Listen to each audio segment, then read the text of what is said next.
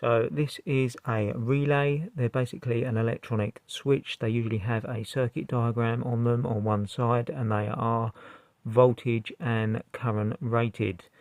So on the circuit diagram here you can see that it's a electromagnet there, and when we supply voltage between pins 85 and 86, that will close the switch and allow a larger voltage to flow between 30 and 87. There is a resistor there in parallel with the electromagnet, and that is to protect it against the back EMF that's produced when that solenoid is disconnected and the electric field collapses. That will induce its own voltage, which is usually higher than the voltage that you've actually supplied to it, and then so that will damage the relay. So the pins on the back there are numbered, so you can see we've got 30 and 87 for the load, and we've got 85 and 86 for our switch. You can also get them where they're numbered differently, so this one here has got 1 and 2 and 3 and 5.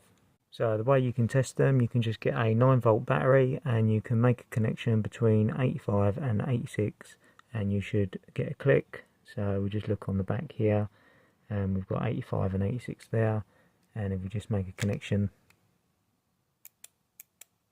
you can hear the switch clicking, but that doesn't mean that's working and allowing current to flow between 30 and 87. So what we can do, we can just get our multimeter on continuity setting between these 2 points, and then we can test that that's actually making a connection. So I've just got the multimeter connected up here on the continuity setting between 30 and 87, and then we can just use our 9-volt battery to operate the switch and see if it's working. So you can see that relay is working there. Now if you've got a relay that isn't 12 volts, if you're working on a HGV you might have one that's 24 volts. You can connect two batteries together because the 9 volts might not be enough to actually operate the switch. So you can connect them together like this, so you can get a higher voltage. So we've got nearly 19 volts there, and that should be enough to operate your relay if you've got a 24 volt one. The resistor, which is just inside there,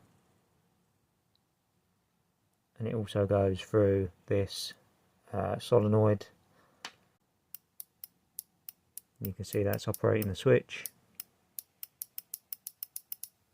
and then when we disengage that there will be a back EMF created. So we'll just see what that is now with the oscilloscope. Okay, so we've got the oscilloscope set up here to 1 and 2 terminals, which is the switch on the relay, and then we've got the battery connected up also to 1 and 2, and we're just using two 9-volt batteries here, so we get the 18 volts and we get a bigger back EMF just so it's more noticeable. So we're just going to turn this on and off.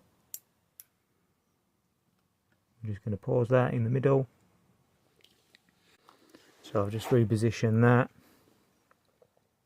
And then if we look down here, we've got 18 volts there, maximum. That's when we turned it on, 18.8 volts. And then when we turned it off, it actually created 40 volts in the other direction, minus 40 volts. So we actually got a peak to peak of 62 volts. So that is what that resistor is in there for, to protect against that. They can also have diodes in there. So I've just disconnected the resistor in there. We're going to see if that makes any difference to the back EMF. Okay, so we've just got the oscilloscope set up again. We've got the two 9-volt batteries connected to terminals 1 and 2 of the relay, the switch. We've just now removed the resistor, so we're just going to turn this on and off again.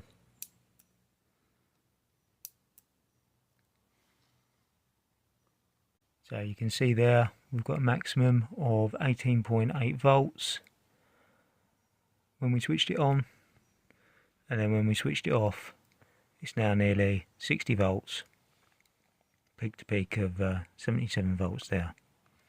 So we're just going to see what sort of voltage spike we can get here with these 4 batteries. So we've got 35 volts coming out of them for 9-volt batteries. Right, let's switch it on, see if the relay can take it.